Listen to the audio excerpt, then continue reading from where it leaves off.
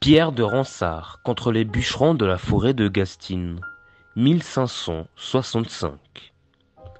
Quiconque aura premier la main en besognier, à te couper, forêt, d'une dure cognée, qu'il puisse s'enferrer de son propre bâton, et, sans ton estomac la faim, des résistants, qui coupa de Cérès le chêne vénérable, et qui, gourmand de tout insatiable, les bœufs et les moutons de sa mère égorgea.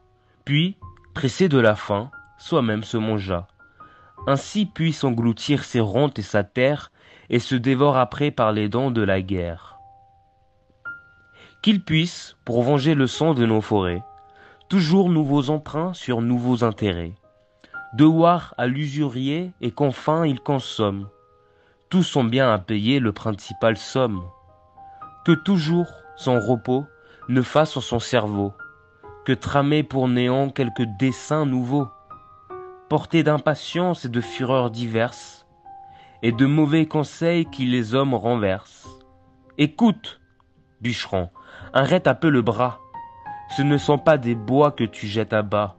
Ne vois-tu pas le sang, lequel dégoûte à force des nymphes qui vivaient dessous la dure écorce? Sacrilège meurtrier, si on pond un voleur pour piller un butin de bien de peu de valeur, combien de feu, de fer, de mort et de détresse mérites-tu, méchant, pour tuer des déesses? Forêt, haute maison des oiseaux bogagés, plus le cerf solitaire et les chevreuils légers, ne pétrant sous ton ombre, et ta verte crinière, plus du soleil d'été ne rompra la lumière. Plus l'amoureux pasteur sur un tronc adossé, enflant son flagellot à 4 trous percés, son matin à ses pieds, à son flanc sa houlette, ne dira plus l'ardeur de sa belle Jeannette. Tout deviendra muet, écho sera son oie. Tu deviendras campagne, et en lieu de tes bois, dont l'embringe incertain lentement se remue, tu sentiras le soc, le coutre et la charrue. Tu perdras ton silence et haletant d'effroi, ni satire ni pan ne viendront plus chez toi.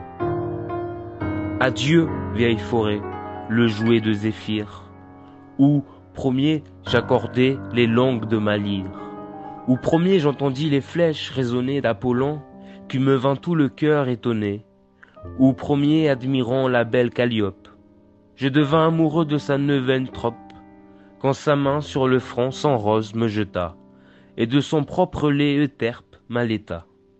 Adieu, vieille forêt, adieu, tête sacrée. De tableaux et de fleurs autrefois honorés, maintenant le dédain des passants altérés, qui, brûlés en été des rayons éthérés, sans plus trouver le frais de tes douces verdures, accusent vos meurtriers et leur disent injures. Adieu, chêne, couronne, aux vaillants citoyens, arbre de Jupiter, germe d'Odonéen, qui premier aux humains donnâtes à repaître, peuple vraiment ingrat qui n'ont su reconnaître les biens reçus de vous, peuple vraiment grossier, de massacrer ainsi nos pères nourriciers. Que l'homme est malheureux qui au monde se fie. Ô Dieu, que véritable est la philosophie, qui dit que toute chose à la fin périra, et qu'en changeant de forme, une autre vêtira. De Tempé la vallée un jour sera montagne, et la cime d'Athos une large campagne.